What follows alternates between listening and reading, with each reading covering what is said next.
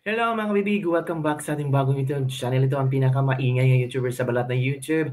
Ako si Kabibig, maglabak-labak ito with evidence. Nako po, ano ba naman itong pasabog ni Auntie Claire na na-interview siya kanina ni Erwin ba yun? Ay, na Ted Filon. Nako, tinanong ni Ted Filon kung sasama ba si FL Lisa na sa bilateral meeting ni na President Trump at Pangulong Bongbong Marcos. O anong guess nyo? Ang guess ko sasama talaga yan. Imposible naman hindi sasama si Lisa Marcos knowing kung saan papunta si BBM, palaging nakasunod, palaging nandyan, parang tuta itong si Lisa Marcos. Of course, asawa niya, First Lady sa, diba? Sasama talaga yan. Nararamdaman ko talaga na confident si Liza Marcos sa sasama kay PBBM. Di ba? Alam mo naman, pwede naman na talagang gusto lang makita, meet and greet, di ba? Noon nga, pumunta sila sa libing ni Pope Francis para lang ma-meet and greet at makausap posible si Trump. Pero ngayon, hindi siya sasama or sasama ba siya sa Amerika? This is once in a lifetime opportunity na makausap ni Lisa. O, di ba? Pero ngayon kabibig, eto na. Ito ang chika. Pinasabog ni Madam Claire Castro na hindi sasama si F. Eliza Marcos. Ooh! Bakit kabibig? Ewan ko. Ewan ko baka sa dami-dami na mga controversial niya at baka ayaw ni Trump na makita ang pagmumukha ni Liza Marcos or baka sinabihan na si BBM na wag mong dalhin ang asawa mo kasi hindi naman siya kasali sa meeting natin. Kawawa naman. Pero pwede namang hindi. Sasama lang siya pero hindi siya sasama sa meeting. Di ba? Maglamyarda, makipag-meet and greet sa mga OFW natin sa Amerika. Pwede naman, di ba? Di ba mahilig naman sa programa itong si Lisa Marcos. May mga nagprograma nga sila ng Metro Manila International Film Festival. So, kung ako si Lisa Marcos, talagang gusto ko ma-meet and greet ang mga OFW, sasama talaga ako. Di ba? Para mas lalong mapamahal na mga OFW ang aking asawa sa BBM. Ang tanong, minahal nga ba? Sinuportahan nga ba ng mga OFW ito sa BBM? Kaya kabibig, news ngayon dito sa Politico. Politico mga kabibig ang nagbalita na kung saan Liza Marcos hindi na sasama sa pagpunta ni BBM sa Amerika. Uy, bakit? Anong nangyari? Bakit hindi sasama si Liza? Marcos flying without the missus. First lady to skip President's 5th US trip. O panglima na pala itong US trip na ito ni BBM. Buti pa si BBM panglima na. Pero kabibig, pinaka-importante, pinaka-highlight itong trip ni BBM sa US. Kasi bakit? Ito yung bilateral meeting with Trump. How many times they wanted to have a meeting with Trump? Si Lisa nga lumipad sa Amerika para lang sumali sa daughter-in-law ni Trump na mga activities. Si Lisa nga trying to find a way na magkaroon ng meeting si BBM at saka si Trump. Pero ngayon, meron ng schedule na meeting, hindi sasama si Lisa. Uy, bakit naman Lisa? Ano nangyari? Sabi dito mga kabibig, basahin ko kabibig ha. First Lady Liza Araneta Marcos will not be joining President Ferdinand Marcos Jr. on his upcoming trip to the United States. Malacanang confirmed on Wednesday ngayong araw na to. Palace Press Officer and Communications Undersecretary Claire Castro made the announcement but offered no further explanation for the First Lady's absence. Bakit Claire? Bakit walang explanation? Bakit? You want people to speculate kung ano ba ang rason? Sige, ma-speculate tayo. Baka nahiya si Lisa sa dinadawit ang kanyang pangalan sa pagkamatay ni Paulo Tantoco. O di kaya maraming programa si Lisa na anong tawag ito? Nag-overlap ang schedule. Pero kung ako naman si Lisa, napaka-importante itong meeting with Trump, ay i-cancel lahat ng schedule, oy. Kasama ako sa aking husband Rick. papuntang USA. This marks the first time the first time Mrs. Marcos will skip a US visit since her husband assumed the presidency in 2022. Diba? Napansin ng mga tao, uy, first time hindi sasama sa US. Meeting with President Trump. Malaking event to. Highlight to. Memorable to. Pero, first time? Bakit, Lisa? Takot ka na ba? Sabi ng mga ilang netizen. Since becoming President, Marcos have traveled to the US 4 times, often accompanied by the First Lady. The President is set to visit the United States from July 20 to 2022, July 20 to 22, his first official trip under the new Trump administration. Earlier this week, Castro publicly denied a supposed police report circulating online that linked the First Lady to the death of Rostans Commercial Corporation executive Paulo Tantoco. The Los Angeles Medical Examiner has since stated Tantoco's cause of death as drug overdose. So yun pala, kabibig. Hindi nagbigay ng hindi nagbigay ng rason si Claire Castro kung bakit hindi sasama si F.L. Liza papuntang Amerika kasama si VBM makipag-meeting kay Trump. O ito, kabibig, ha? Sa biyahe po ngayon ni Presidente Marcos sa Amerika, kasama po muli ang unang ginang? Hindi po. Oh. Okay, opo. Napa-okay, opo na lang si Ted Filon. Hindi na nagtangon. Bakit? Paki-explain. Para yatang very careful si Ted Filon ngayon. Uy, ano ba naman yun?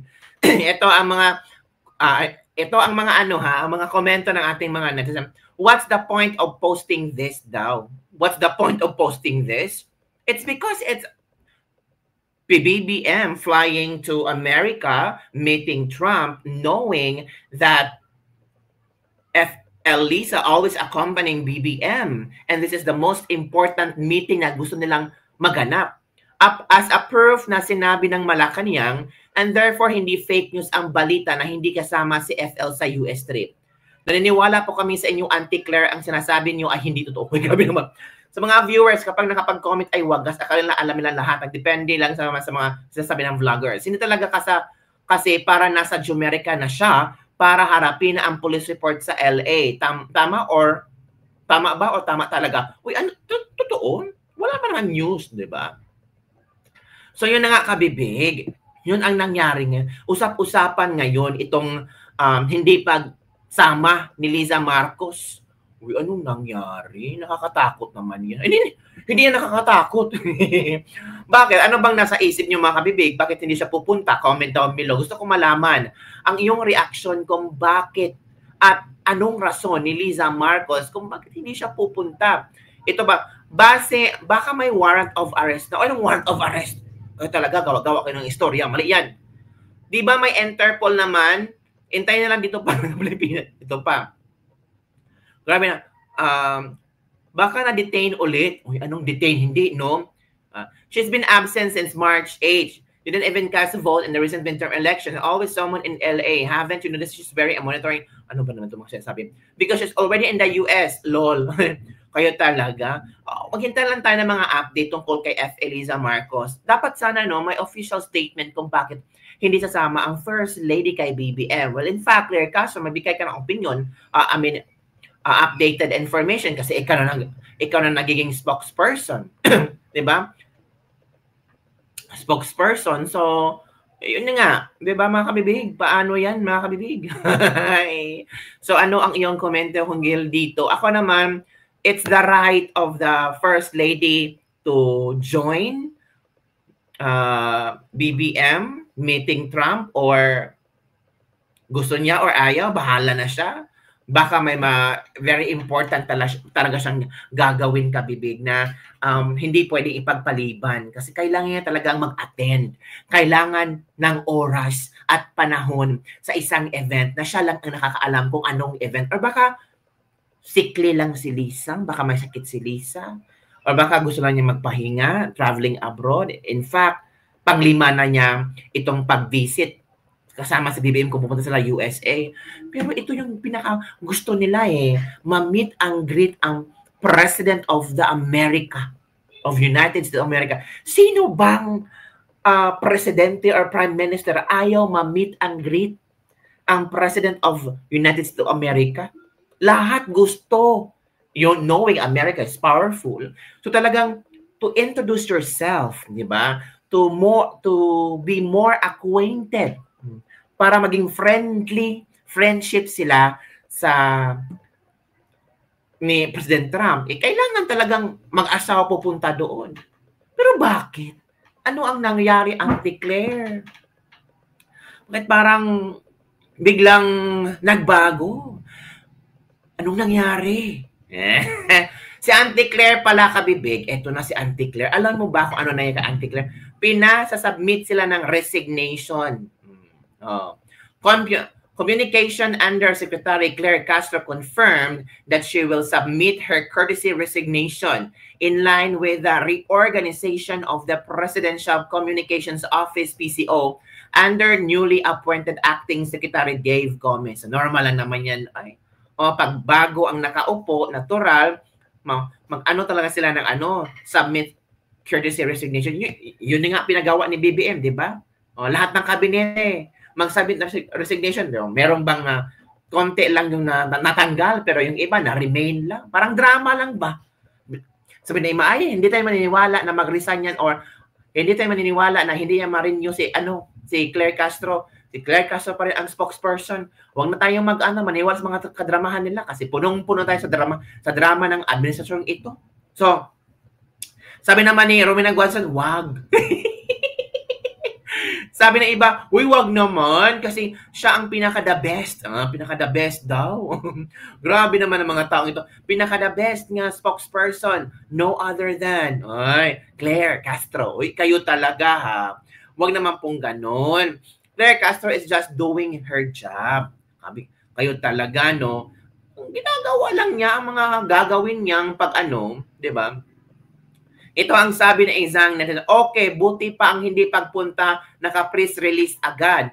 Just days after the results confirm what they desperately tried to bury. Pero yung explanation na hiningi ng taong bayan, dead ma'am, ang sagot lang, fake document. Tapos may kasunod pang obstructionist na banta. Well, let's not miss what being said without being said. Oh, naku po, yan nakabibig. Takot na ma-detain, natakot siguro para bulagin sila ni Putos sa Oval Office. Surrender natin siya sa LAPD gamit yung presidential plane kahit gustusin pa nila ng taxes. Ito, we need a spare to change the flat one. Malamang nagkasakit siya. Yan ang mga komento ng ating mga netizen, mga kabibig. Hintay lang tayo, no, kung ano ang rason kasi hindi naman pwedeng tawag dito, magdrama-drama lang tayo dito, di ba? So, yun lang kabibig ang ating Ladies Lebak-Lebak for today. Basta si Claire Castro nag-submit na ng resignation. Pero yung iba, ayaw nilang ipa-resign si Claire Castro kasi wala na daw silang kakatawanan. Uy, wag naman po kayong ganun.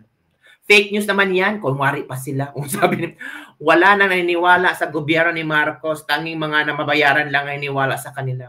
Kunwari lang naman yan, resignation na yan. Diba? Discarding fake news yan. Hirap ng pagtakban pa naman. Di kasali sa aling Claire kasi wala na silang attack dog.